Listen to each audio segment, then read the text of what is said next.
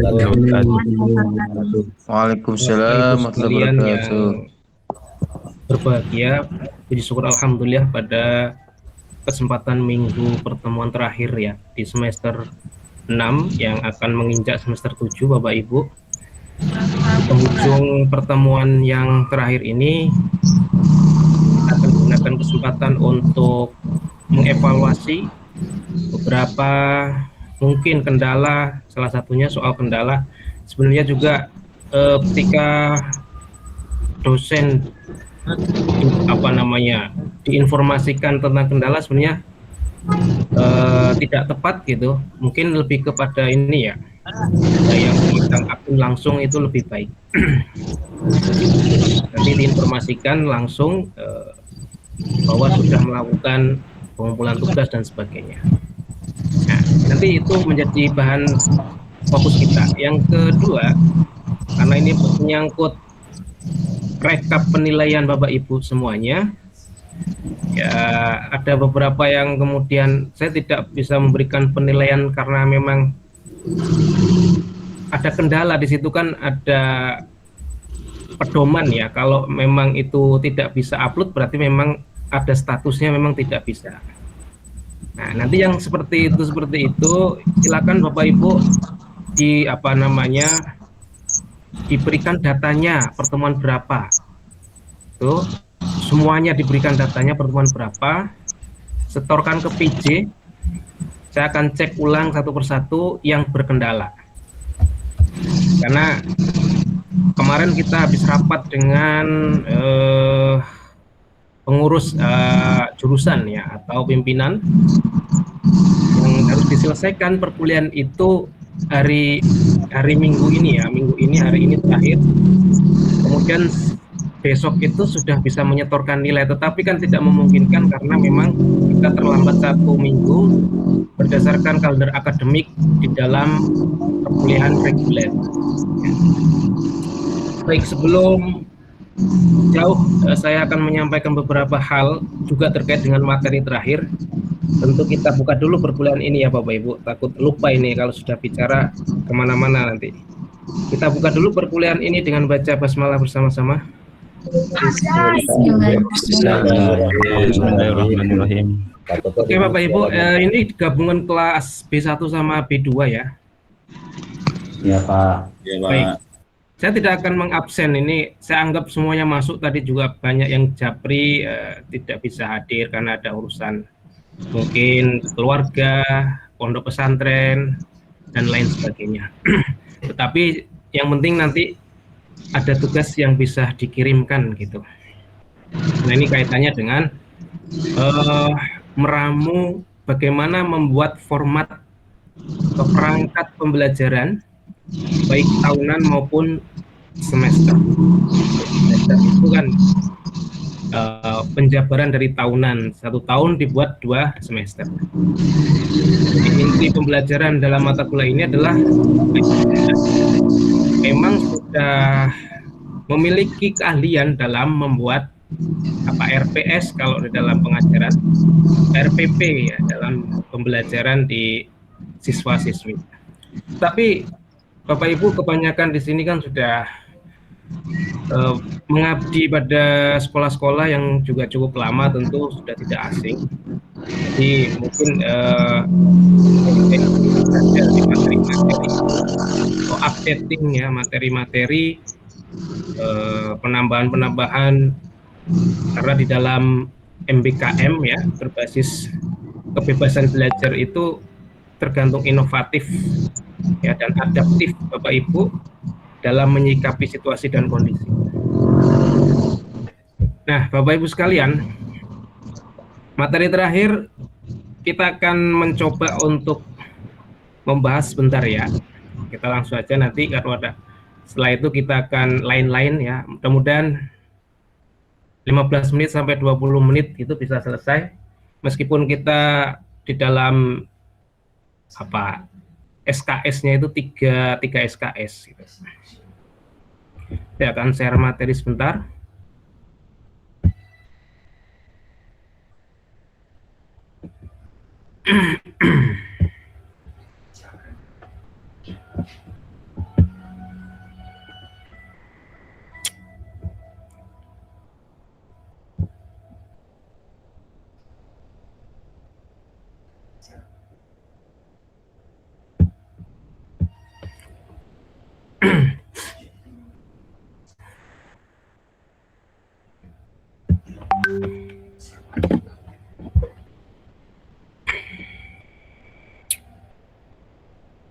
Baik, ini adalah materi terakhir kita ya. Oke.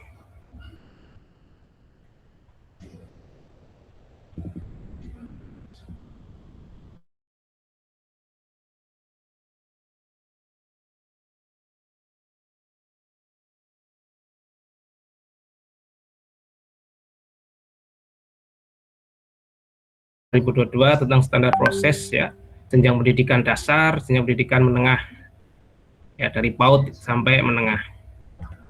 Oke. Nah, perangkat pembelajaran ya, format penyusunan perangkat pembelajaran ya pada kurikulum Merdeka itu sebenarnya kan tidak mempunyai format baku, Bapak Ibu ya. Jadi ada tahapan, tentu ada tahap-tahapan, meskipun tidak baku, tapi bukan berarti tidak diatur ya. Tidak diatur, artinya fleksibel. Ada poin-poin. Yang pertama tentu bagaimana menganalisis capaian pembelajaran ya, ini kan bagian dari mata kuliah kita kan untuk menganalisis ya, bagaimana membuat bahan ajar, menyusun tujuan pembelajaran, kemudian menghitung minggu efektif. Nah ini bagi Bapak Ibu yang sudah sering ya, atau pengabdiannya cukup lama mengajar, tentu sudah tahu bagaimana model penghitungan apa itu minggu efektif ya. Yang tidak efektif itu juga kan nanti ada perbandingan minggu efektif itu bagaimana gitu ya. Biasanya di dalam konteks pemerintahan ya pasti ada peraturan-peraturan ya, biasanya peraturan menteri tentang libur bersama dan sebagainya, itu kan menjadikan minggu tidak efektif. Nah kan gitu. Jadi mengurangi jadwal jam pengajaran dalam satu minggu. Menyusun program tahunan. Nah ini yang Bapak Ibu menyusun program tahunan yang kemudian nanti bisa disusun dengan program semester. Jadi dari tahunan dibagi dua menjadi semester. Nah ketika sudah dibagi dua menjadi satu semester, bisalah menjadi satu bahan modul ajar dalam satu tahun gitu ya. Ini perangkat pembelajaran format dalam penyusunan pembelajaran pada kurikulum Merdeka. Jadi memang tidak ada format yang baku, namun model urutan atau runtunannya tetap diperhatikan.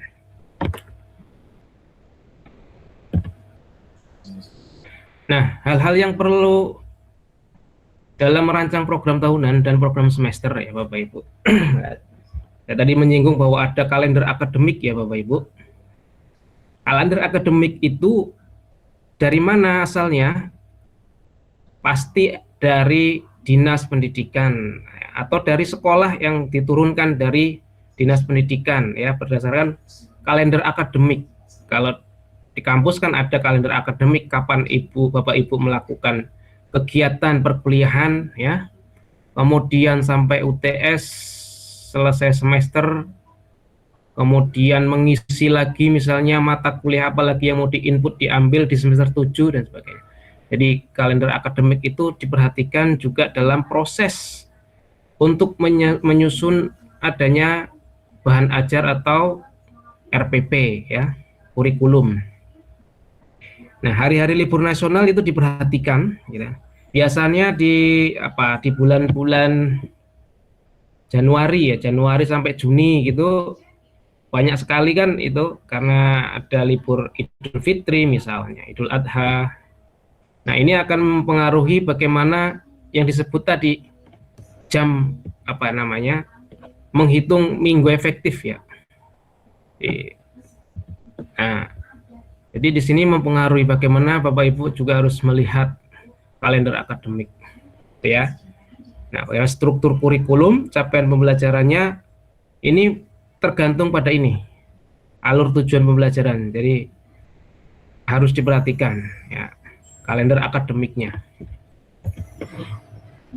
Nah, program tahunan bagaimana? Bahwa Bapak Ibu dalam merancang ya atau membuat program tahunan, alokasi waktu dalam satu tahun seperti apa ya dalam membuat program tahunan, agar tujuan pembelajaran itu yang memang sudah ditetapkan dapat tercapai dengan baik dengan memperhatikan analisis tadi, kurikulum yang dihitung dengan minggu efektif tadi, dengan hari-hari libur maupun mana yang tidak libur. Kalau hari libur berarti kan dikatakan di minggu itu ada yang libur, berarti tidak terhitung misalnya libur kan. Padahal di situ satu hari misalnya berapa jam Bapak Ibu mengajar dan berapa mapel misal. Nah, program tahunan itu disusun sebelum tahun ajaran baru. Tahun ajaran baru berarti sekarang ya Bapak Ibu. Ya nanti tugasnya seperti itu ya. Jadi tugasnya adalah tahun ajaran 2026-2027. Ya, jadi dicoba langsung saja Bapak Ibu, karena Bapak Ibu sudah mengajar ya kebanyakan. Nanti silahkan diisi, dibuat. Oke, nah ini komponen program tahunan ya. Tentunya ada nanti identitas satuan pendidik, mata pelajarannya, tahun pelajaran, capaian pembelajaran, kemudian ada tujuan pembelajaran, alokasi waktu. Nah, ini kan tadi mempengaruhi minggu efektif tadi. Ya, kalau di perkuliahan kita itu kan membahas waktu itu kan 3 SKS. 3 SKS itu kan artinya satu SKS 50 berarti kan 150 menit. Nah, bagaimana model penghitungan alokasi waktu? Apakah itu mingguan dibagi setiap pertemuan atau seperti apa? Biasa yang Bapak Ibu gunakan.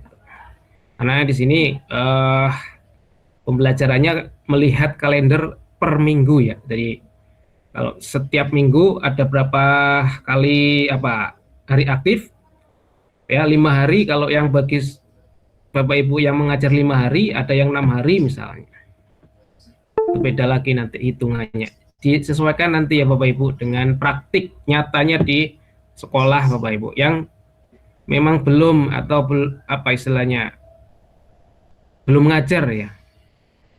Ya harus bisa, maksudnya memang ini diperuntukkan untuk Bapak Ibu dipersiapkan bisa langsung terjun mengajar setelah nanti selesai lulus ya. Kemudian ini adalah komponen program tahunan. Nah, bagaimana dengan program semester? Nah, program semester itu kan kegiatan belajar mengajar ya. Secara garis besar itu ya hal-hal yang akan dilakukan ya dan akan dicapai yang dibuat dalam waktu 1 semester. Program semester itu ya tadi menjabarkan dari program tahunan yang telah Bapak Ibu buat sebelum tahun ajaran baru. Jadi setiap tahun ajaran baru kalau Bapak Ibu nggak tahu ya mengampu mapel itu apakah itu aja atau gimana atau berubah. Meskipun itu aja ya silakan diinovasi ya. Ini sama inovasi dibenahi ya karena MBKM gitu. Nah, tapi kalau nanti mengajar hal yang baru ya silakan teori atau template yang Bapak Ibu nanti dapatkan bisa digunakan. Nah ini kalau program semester itu kan hanya menjabarkan dari tahunan ya. Oke, nah komponen program semester ya lebih simpel ya. Identitas, di situ ada satuan pendidik, mata pelajaran, kelas, semester, tahun pelajaran. Materi ya, materinya apa? Submateri. Nah ini ada submateri adalah bagian dari bagaimana menjabarkan materi atau tema pokok gitu ya. Alokasi waktu, kemudian bulannya terinci per minggu. Nah, itu. Ini komponen program semester yang dibuat dalam template nanti seperti itu. Nah, capaian pembelajaran itu apa? Capaian pembelajaran itu atau learning outcome, suatu ungkapan tujuan pendidikan yang merupakan suatu pernyataan yang diharapkan ya, yang ingin diharapkan, diketahui, dipahami ya dari proses pembelajaran. Jadi kumulasi 1 semester itu capaian pembelajaran ya. Jadi peserta didik itu diharapkan seperti itu ya. dengan apa? Dengan setiap sub, nah, sub CP ya, sub capaian. Dengan materi-materi yang diberikan dalam sub-sub itu kemudian akan mencapai tujuan pembelajaran ya. Ini yang kemudian disebut dengan capaian pembelajaran. Nah, di sini juga ada apa namanya peraturan ya tentang kurikulum asesmen pendidikan ya. Itu sudah ada capaian pembelajaran dari PAUD sampai ke jenjang pendidikan menengah terkait dengan kurikulum merdeka. Selanjutnya ini komponen capaian pembelajaran ya. Ada pertama rasional mapel. Ini berisi rasionalisasi ya terkait pentingnya mempelajari mapel tertentu ya, kaitannya dengan profil pembelajaran misalnya Pancasila ya. Kemudian karakteristik mapel ya. Bagaimana karakteristik mapel ya? Sebelum karakteristik, ketujuan dulu, tujuan mapel. Ini tujuannya apa? Ini dideskripsikan komponen yang akan apa? Yang akan dicapai. Tujuannya dideskripsikan ya. Berbagai apa tentang apa kompetensi yang seperti apa ya, kemampuan harus seperti apa nanti muridnya gitu. Mempelajari mapel tersebut gitu kan, yang dimaksud itu ya, tujuannya agar apa, supaya apa gitu. Nah, karakteristik mapel ya komponen yang memuat penjelasan umum ya mengenai hal-hal yang dipelajari pada suatu mapel ya. Ada unsur-unsur atau yang membangun keutuhan komponen kompetensi yang diharapkan ya dari mapel, dan deskripsi untuk setiap elemen. Jadi ada ciri khas ya. Jadi karakteristik mapel tersebut apa sih, tentang apa, misalnya tentang akidah akhlak atau apa yang lain.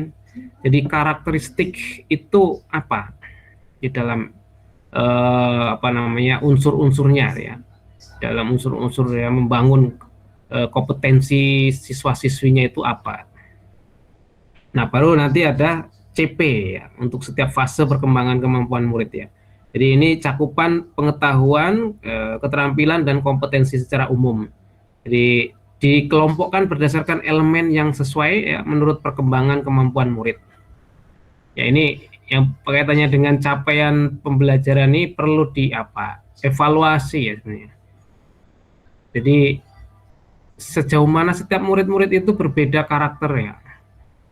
Apakah dikelompokkan ini yang seperti apa, apakah ini sudah paham, menengah, middle, atau top up misalnya, atau dari atas ke bawah dibagi menjadi 3 bagian fase misalnya.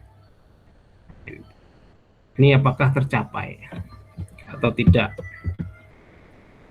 Nah, ini yang disebut dengan TP ya tadi ya. TP ini deskripsi pencapaian 3 aspek kompetensi ya yang diperoleh siswa dalam satu atau lebih kegiatan pembelajaran. Ini nanti disusun secara kronologis ya, berdasarkan urutan pembelajaran dari waktu ke waktu yang menjadi prasyarat menuju capaian pembelajaran. Jadi ya, tujuan pembelajaran tadi perlu dideskripsikan untuk mencapai capaian pembelajaran. Ya. Nah, tapi karena ini adalah kurikulum ya, sebenarnya juga sudah banyak, bahkan di di pemerintahan, di Pendis misalnya, pendidikan agama misalnya sudah mengeluarkan sebenarnya model ya, apakah mau mengikuti template itu sudah ada, kemudian diinovasi gitu ya. Jadi ada runtunannya itu. Nah, bagaimana merumuskan CP menjadi TP? Nah, ini pertama, merumuskan tujuan pembelajaran secara langsung berdasarkan CP ya. Jadi langsung saja Bapak Ibu, capaian pembelajarannya apa. Jadi maka merumuskan CP ya harus punya tujuan dari pembelajaran itu, TP ya. Yang kedua, alternatif kedua adalah merumuskan tujuan pembelajaran dengan menganalisis kompetensi dan lingkup materi pada CP. Nah, jadi kalau kompetensi ya, menganalisis kompetensi dan lingkup materinya itu apa? Ya. Kemudian yang ketiga ini lebih merumuskan tujuan pembelajaran lintas elemen. Ini fleksibilitas ini, merumuskan tujuan pembelajaran lintas elemen. Jadi elemen capaian pembelajaran. Nah, ini alternatif, tiga alternatif yang dapat dijadikan pedoman merumuskan capaian pembelajaran menjadi tujuan pembelajaran. Oke, nanti silakan dipraktikkan nanti ya. Komponen tujuan pembelajaran, kompetensi, lingkup materi tadi, menjabarkan yang disebut dengan kompetensi dan lingkup materi. Nah, kompetensi artinya kemampuan atau keterampilan yang perlu ditunjukkan atau didemonstrasikan oleh peserta didik. Jadi Bapak Ibu bisa memberikan apa? Memberikan suatu tugas ya yang didemonstrasikan, yang ditunjukkan atau diperagakan. Misalnya seperti itu. Jadi untuk melihat kompetensi pembelajaran tujuan ini tercapai atau tidak ya. Seperti itu. Kemudian lingkup materi ya. Konten dan konsep utama yang perlu dipahami pada akhir ya. Satu unit pembelajaran ya. Di kontennya harus diperhatikan konsep utama yang perlu dipahami pada akhir ya, akhir pembelajaran. Contoh di sini adalah peserta didik dapat membaca, menemukan, menjelaskan, gitu misalnya ya, kandungan surat Al-Asyr ya, yang berkaitan dengan pentingnya memanfaatkan ilmu. Nah, ini adalah istilahnya unjuk unjuk kemampuan gitu, didemonstrasikan, ditunjukkan. Oh, bisa membaca, bisa mengetahui ini tentang ini, ayat ini menceritakan tentang ini. Nah, itu ini kompetensi tujuan pembelajaran. Nah, alur tujuan pembelajaran ya Bapak Ibu, sebenarnya kan setiap sub materi tadi itu ada tujuan ya, atau ada capaian kecil ya, yang nanti akan diakumulasikan menjadi capaian pembelajaran akhir gitu. Alur tujuan pembelajaran itu disusun untuk menjadi rangkaian tujuan ya pembelajaran sejak awal hingga akhir ya. Nah, suatu capaian pembelajaran. Jadi alur ini menjadi panduan Bapak Ibu dan siswa ya untuk mencapai CP ya. Baik Bapak Ibu sebagai pengajar ya, siswa memang diajak untuk mencapai itu tujuan pembelajaran secara kronologis ya, berdasarkan urutan pembelajaran. Ini maksud dari waktu ke waktu. Tapi itu akan dimulai dengan yang ya mungkin yang sudah sering praktek ya, dari yang sederhana gitu ya. Sederhana misalnya kalau di perkuliahan ya teori, memahami, mengetahui kayak gitu. Nah, ini prosesnya, ini alurnya ya. Ya, tujuan pembelajaran pertama apa, kedua apa, ketiga, keempat dan seterusnya. Nah, ini baru akhirnya seperti apa. Nah, merumuskan ATP ya, alur tujuan pembelajaran ya, ATP atau alur tujuan pembelajaran. Ini Bapak Ibu, karena tadi bahwa kurikulum Merdeka itu tidak ada panduan yang baku ya. Merancang sendiri atau berdasarkan capaian pembelajaran ya. Merancang sendiri berdasarkan capaian pembelajaran. Biasanya kan capaian pembelajaran itu sudah ada ya di sekolah-sekolah ya Bapak Ibu. Sudah dirumuskan oleh mungkin kepala sekolah atau gurunya wali kelasnya langsung. Saya tidak tahu itu. Tugas fungsinya itu ke mana. Nah, ini kalau misal di perguruan tinggi itu ya kacur, ini yang ngerumusin yang capaian pembelajaran itu kacur. Jadi dosen itu hanya mengambil sebagai pedoman, nah gitu. Nah ini dirancang sendiri berdasarkan capaian pembelajaran. Alternatif kedua itu mengembangkan dan memodifikasi contoh yang disediakan. Ya kalau sudah ada ya dimodifikasi gitu kira-kira. Ini berarti sudah lengkap mungkin ya, sudah ya apa yang mungkin kurang. Alternatif ketiga, Bapak Ibu dapat menggunakan contoh yang sudah disediakan pemerintah. Sudah ada dengan pemerintah, mungkin sudah tinggal diimplementasikan ya. Nah, ini adalah merumuskan alur tujuan pembelajaran. Nah, komponen alur tujuan pembelajaran atau ATP ya seperti ini Bapak Ibu, hampir mirip-mirip dengan tadi bagaimana merancang merumuskan pelajaran tahunan, semester gitu ya. Nah, ini alur tujuan. Di situ ada identitas, capaian pembelajaran, materinya, kelas, semester, alokasi waktu, sumber belajar atau referensi. Nah, oke, ini modul ajar ya.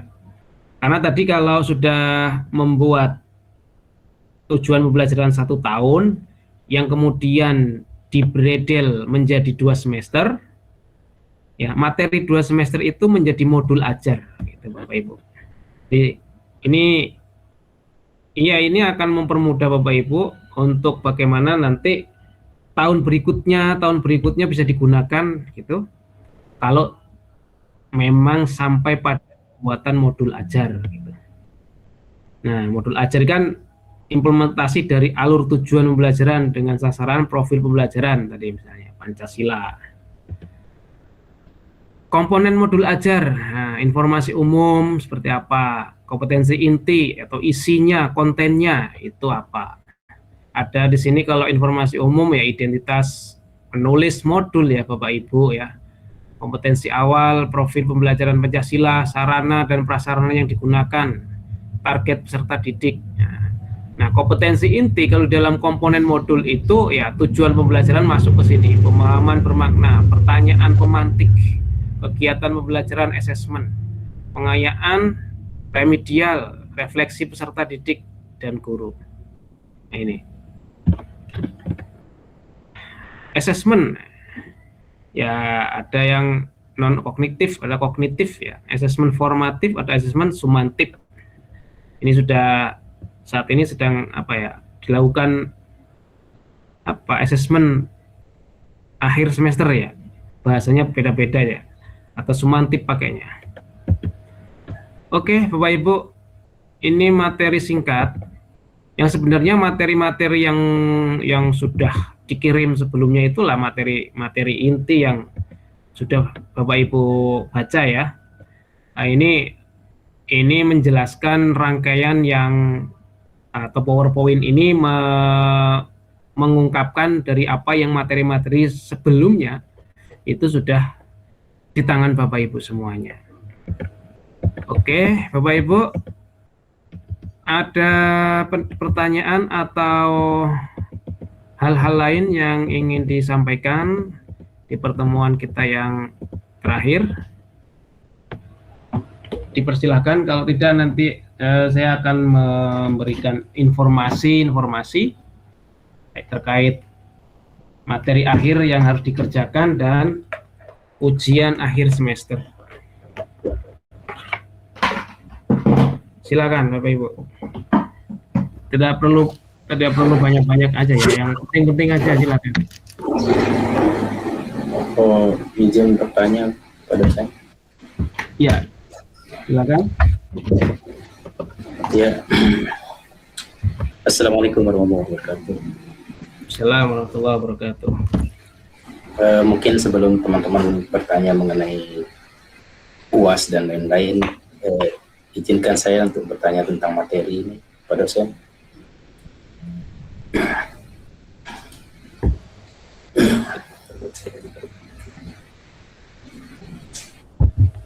apa tadi ya? Jadi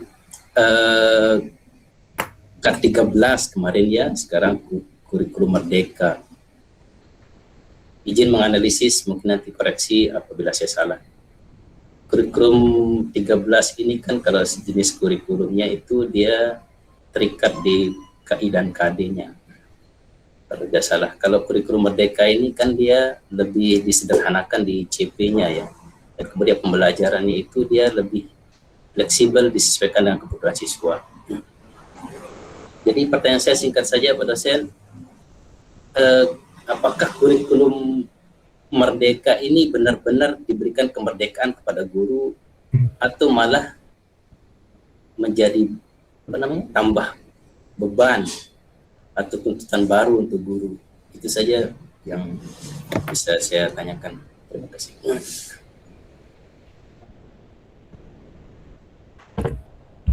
Ya, baik Pak Budi.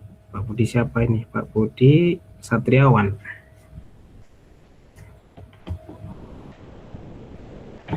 Sebenarnya kemarin kalau nggak salah pernah didiskusikan ya mengenai kurikulum, perubahan kurikulum itu sudah apa sejauh kehidupan saya gitu ya, kehidupan Bapak Ibu yang saya alami sih 3 kali ya nggak salah ya. K13 itu yang tengah-tengah gitu, sebelumnya apa gitu ya lupa. Nah, yang terakhir adalah kebijakan menteri yang kemudian memberikan pembelajaran yang dianggap fleksibilitas gitu. Tapi formatnya itu dikembalikan, kebebasannya itu dikembalikan kepada masing-masing dinas-dinas pendidikan mungkin ya. Karena kan pernah itu ketika rapat dengar pendapat dengan DPR RI bahwa ya ini soal politik ya, bahwa Pak Nadiem tidak turun langsung misalnya ke dinas gitu kan. Kalau dinas itu laporannya kan baik-baik gitu. Dia tidak meng-cross check sebenarnya apa yang terjadi itu gitu. Apakah justru menambah beban atau meringankan beban?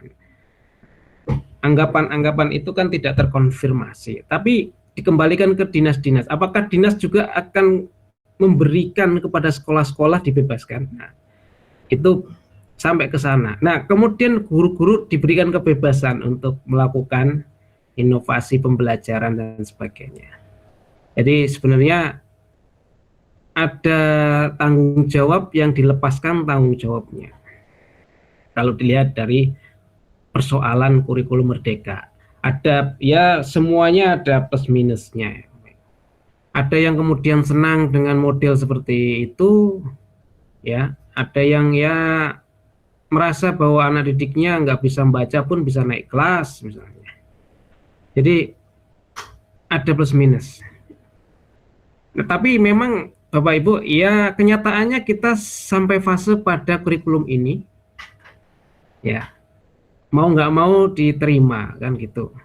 Tapi ya tadi mengenai proses istilahnya materi yang saya sampaikan tadi ya Bapak Ibu, format dari dari pemerintah juga sudah ada gitu kan. Mau kemudian yang di sekolah sudah ada dan dimodifikasi juga silahkan, atau di dinas-dinas pendidikan silahkan. Kemudian berpedoman pada pedoman yang sudah ada dan meng-create sendiri dipersilahkan. Jadi kalau di perkuliahan itu, kalau di perguruan tinggi itu UBE itu kan. Jadi ya mahasiswa dituntut selalu skillnya harus nampak ya, apalagi materi-materi yang memang skill. Yang teori saja harus diberikan praktek supaya paham. Itu Pak Budi sih mungkin ya. Mungkin tanggapan yang lain yang sudah merasakan Bapak Ibu sendiri ya, yang bisa 10 tahun atau berapa sudah mengalami kelebihan dan kekurangannya. Silakan mungkin Pak Khairul Bahtiar mau menambahkan. Bukan mau menambahkan, Pak, mau bertanya. Silakan. Ayo teman-teman yang menambahkan dulu, nanti saya belakangan mau bertanya. Ya, kita diskusi, tapi waktunya terbatas ya. Tahunnya ini yang on cam aja, takutnya yang lain nggak memperhatikan. Dan saya mau menyampaikan UAS dan materi terakhir soalnya. Silakan Pak Khairul. Ya, baik Pak. Assalamualaikum warahmatullahi wabarakatuh. Waalaikumsalam warahmatullahi wabarakatuh. Waalaikumsalam warahmatullahi wabarakatuh.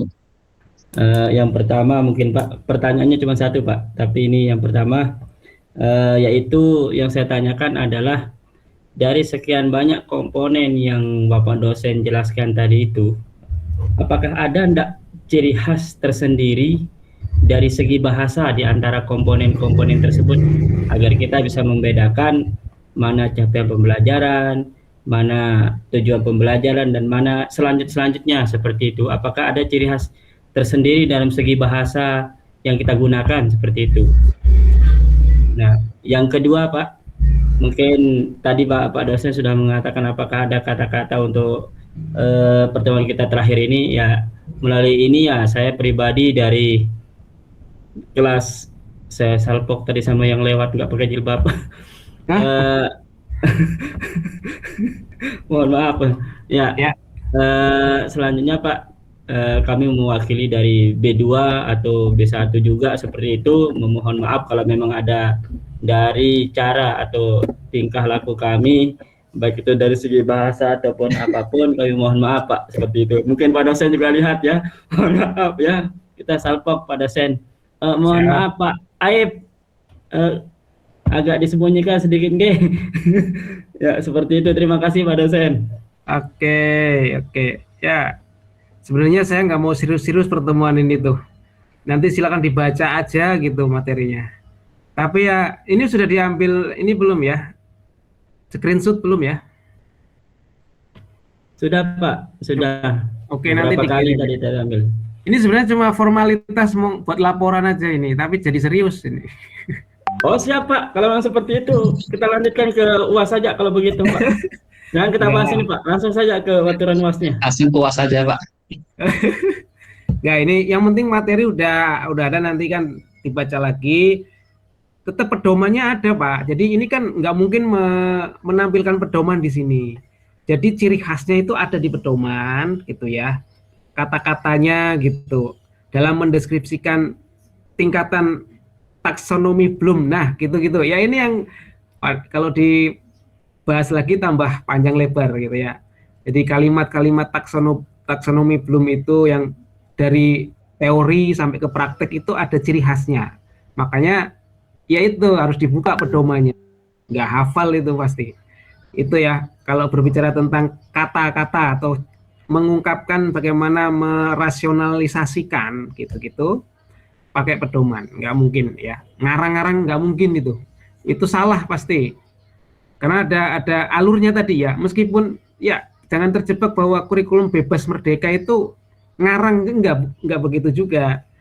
Jadi alur untuk capaiannya juga harus dilihat kompetensi anak didik tingkatan kita ya, kelas 1 SD ya, jangan berat-berat kayak kelas 3 SD misalnya.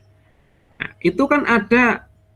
Nah, ada lagi nih kasus yang di DPR itu, rapat dengar pendapat. Ini materi-materi pernah disemprot, ini nggak tahu ini Dinas Pendidikan. Materi-materi anak kelas 1 itu kok susah-susah. Soalnya hot katanya.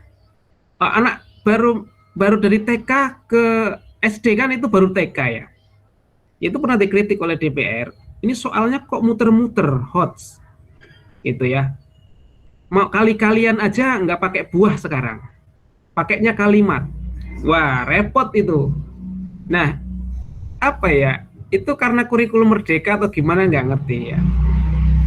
Bebas ya membuat modul ajar itu atau silabus, luar biasa. Anak saya itu masih kelas 1 ya, anak saya kelas 1, baca soalnya saya juga, aduh ini luar biasa, ini kayak tes CPNS itu, soalnya hot, bener.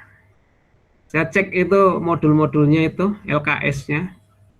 Jadi terlalu berlebihan, masih terlalu berlebihan, harus diturunkan dikit. ya di MI ya, di MI ya memang MI-nya lumayan bagus gitu, tapi ya tidak seperti itu juga. Anak-anak kelas 1 itu masih suka bermain gitu. Nah, mungkin itu ya Pak Khairul, itu materi udah ada semua itu. Masalah kata-kata yang seperti apa, yang kalimat yang digunakan gitu. Oke. Baik, saya langsung ke tugas. Ini nanti ada template, 3 template ya. Nanti saya kirim. Ada 3 template untuk mengerjakan ya tugas kaitannya dengan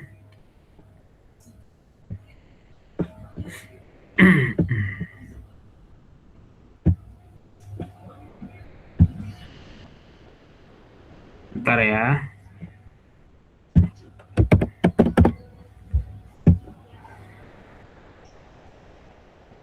Jadi nanti Bapak Ibu yang kaitannya dengan perhitungan minggu efektif itu ya, Bapak Ibu paham ya, maksudnya perhitungan minggu efektif itu ya untuk langsung aja ya tahun ajaran 2026-2027 ya. Nanti di kita ini sekolah lagi setelah libur, nanti Juli ya masuknya atau gimana? Nah mulai Juli berarti ya. Ya Pak, Juli. Ya Juli. Nah silahkan langsung praktek itu aja. Itu lebih mengerti, paham. Memang tujuan capaian pembelajaran ini ya itu Bapak Ibu ya. Ini adalah tujuan capaian ini pembelajaran itu. Nah nanti silahkan Bapak Ibu ya membuat capaian pembelajaran dan tujuan pembelajaran ya. Itu kan sudah apa ya, yang sebelumnya itu sudah dibuat sedikit-sedikit, nyicil itu sebenarnya kan pelan-pelan ya. Ini nanti di dalam matriks itu ada semester 1, semester 2. Tapi tahun ajarannya dibuat tahun ajaran 2026-2027 ya Bapak Ibu. Nah, kemudian nanti ada modul ajar tahunan atau tujuan pembelajaran tahunan. Jadi hanya 2. Nanti yang model tahunan itu ada 2 model ya Bapak Ibu. Pilih aja salah satu.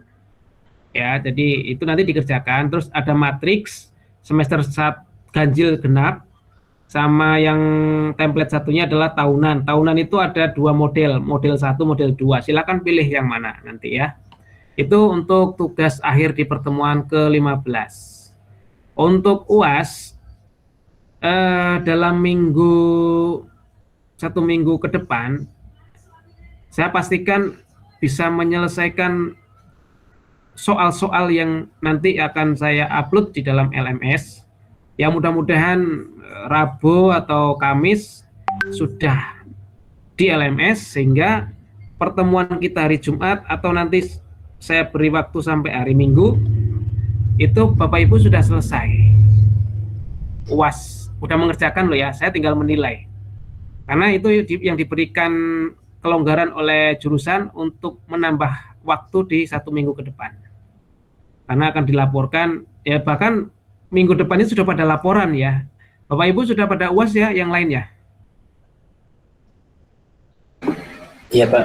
Sudah ya. Nah, minggu ini kan sudah pada UAS, jadi memang diberikan kelonggaran oleh jurusan untuk ya 1 minggu lagi. Nah ini makanya mohon maaf menyita waktu Bapak Ibu untuk merapatkan ya pertemuan, karena tidak sesuai dengan jadwal yang dijadwal, bahkan memang sangat tidak sesuai ya. Karena itu jadwal awalnya itu mengikuti reguler bahkan ya. Kalau reguler sekarang sudah pada selesai UAS mungkin ya. Tapi ada juga yang kemudian ya itu tadi ada hari libur, hari tidak efektif gitu. Mungkin itu Bapak Ibu untuk kata-kata terakhir ya, kata-kata terakhir. Untuk pertemuan terakhir saya sampaikan yang jelas, pertama mohon maaf Bapak Ibu di dalam memberikan materi ya. Materi ini memang tidak mudah menurut saya ya. Saya sendiri berbicara kurikulum itu kan sama-sama baru ya. Artinya saya tidak dahuluan, Bapak Ibu mungkin lebih dahulu sering praktek dalam sekolah-sekolah. Tetapi bukan masalah materinya ya, tetapi bagaimana mengarahkannya itu yang susah. mengarahkan. Jadi sama-sama belajar, terutama penggunaan LMS yang kadang nyambung, kadang tidak. Ini sampai hari ini saya cek beberapa orang yang sama, nggak tahu, tetap tidak bisa. Itu kenapa? Nah, misalnya minggu kemarin tidak bisa, minggu yang lalu juga nggak bisa. Nah, itu kenapa? Mungkin bisa tanya misalnya sama, kalau saya nggak tahu Bapak Ibu, karena itu kan akunnya masing-masing ya. Kecuali tanya ke yang pemegang akun. Jadi paling ya tiba-tiba nggak ada gitu aja, nggak terupload. Apakah karena sinyal ketika upload hilang? Nah, itu nggak tahu. Itu banyak. Artinya memang tidak masuk ya. Tapi yang sudah diketahui misalnya sadar bahwa oh ternyata tidak masuk, langsung WA saya. Kadang-kadang saya harus membuka, tapi saya nggak mau membuka. Udah pokoknya direkap aja ya di dalam Google Drive, itu lengkap di situ. Atau ini salah satu alternatif, silakan terakhir ini ya segera dilihat kembali Bapak Ibu mana yang gagal dalam pengiriman tugas, dilihat lagi. Tapi memang belum semua dinilai ya. Dari proses penilaian dilihat lagi mana yang gagal. Silahkan gimana ya, PJ kelas B, kelas A, B1, B2 itu membuat draft gitu, kira-kira daftar nama-nama yang bermasalah, sehingga nanti saya akan merekap itu masih ada waktu lama karena memang perpanjangan. Jadi Bapak Ibu ya ngecek berapa sih, 14 pertemuan kan nggak lama ya Bapak Ibu ya. Iya, yang merasa. Jadi nanti langsung disetor ke PJ setor ke saya masing-masing. Sehingga saya nanti langsung menuju ke permasalahan untuk memberikan nilai. Lebih cepat. Kalau enggak saya harus lihat satu. Itu penilaiannya itu satu-satu Bu. Setiap pertemuan satu. Itu memang cukup lama. Kemarin dari tutor dosen-dosen itu juga usul ya. Penilaiannya jelimet katanya kan gitu. Harus satu-satu buka gitu. Kenapa nggak langsung, misalnya kalau sudah dinilai itu langsung muncul nilai semua gitu, diconteng. Jadi yang gagal ya gagal, nanti bisa dilihat. Kan enggak, klik satu, buka satu. Nah, itu yang cukup lama penilaiannya. Mungkin itu Bapak Ibu ya, saran. Yang masih belum bisa saat ini Pak absen. Sampai malam ini belum bisa kita. Oh iya. Ya nanti silakan ya, sampai malam ini ya berarti ya, termasuk. Oke, mohon maaf sekali Bapak Ibu, terima kasih, senang sekali bisa membersamai Bapak Ibu di dalam mata kuliah ini. Mudah-mudahan bisa berjumpa secara langsung. Ingat, saya ada di Purwokerto Bapak Ibu, kalau misalnya di Purwokerto ya silahkan, karena saya nggak mungkin menghafal satu-satu. Tapi ya silahkan saja, misalnya ingat ya alhamdulillah, tidak ingat ya nggak masalah gitu ya Bapak Ibu. Itu aja, terima kasih semuanya, semoga bermanfaat, semoga berkah, menambah Amin. menjadikan penopang untuk memang benar-benar apa yang diharapkan Bapak Ibu tercapai. Amin. Ya, terima kasih. Sekali lagi mohon maaf karena sudah ada dokumentasi ya, kita cukupkan, tidak perlu ada sesi foto lagi. Terima kasih. Kita akhiri dengan baca hamdalah bersama-sama.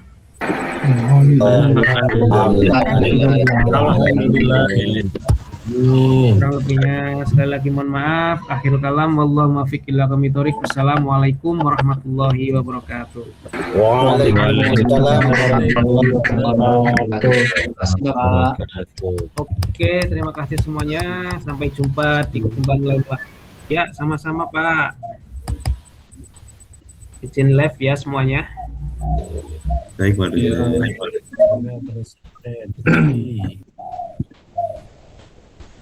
Kalau bikin itu kalender mingguan kan diawali dari bulan Juni 2006, sedangkan tahun 2007 Januari semester keduanya tahun ajaran baru belum ada kalendernya, sedangkan liburnya belum bisa diketahui. Saya Ya, mau itu. tanya itu tadi. Maaf, Pak. Mas, belum ada. Saya mau tanya tadi, cuman keburu Pak dosennya Hmm. tutup. Belum ada saya nggak tandiknya. Coba libur Terus semester tahun 2026 nanti tanggal berapa sampai dengan tanggal berapa belum bisa diketahui. Iya. Kemudian tahun Belum 2027 keluar ya, Bos. tahun 2027 liburnya hari efektifnya berapa hari belum bisa diketahui, gimana mau bikin. Ya itu Kalau Pak Bos tadi, mah. saya tadi mau tanya itu tadi yang keburu dosennya bilang ini mau tutup udah malam lagi, timnas sudah sebagian. Kalau di sini Pak, mulai libur kita itu bagi rapot itu tanggal 20. Terus Ya, itu masuk kan- kita itu kan ya, sudah ada protanya ya, program tahunan sudah ada, kalender sudah jelas di setiap absen kan, setiap tahun ajaran itu selalu dibikin. Sedangkan tahun ajarannya belum dimulai, kita harus membuat tahun ajaran sekarang. Sedangkan programnya belum ada dari Kemenagnya, Yang penting libur upload saja, tanggal Pak berapa, pelaksanaan UTS Dinas mau kan. udah ada Pak. jadinya Belum, pada belum set ada. Dinas belum pada ada. set ini mau diajarkan menjadi Kemenag biar menentukan efektif dan tidak efektifnya. Iya. Yang paling misterius, uang buku ada ndak ini? Ya, Kemenag itu ikhlas beramal, jangan mengharapkan jadi guru itu harus Jangan karena uang ikhlas. buku, Pak Iya. Budi. Intinya Pak Budi, kalau saat ini LC kita cair, terus uang buku tidak cair, maka saya akan nutup mengadakan Zoom di LPDP. Biar saya ngomong sendiri, saya saja yang apa. Tapi insya Allah saya sudah dapat kabar, insya Allah akhir bulan ini atau awal bulan Juli. Biasanya bulan Begini Amin. masalahnya pada Bos, saya. naon eta teh? Kemarin kita Akhir itu bulan ini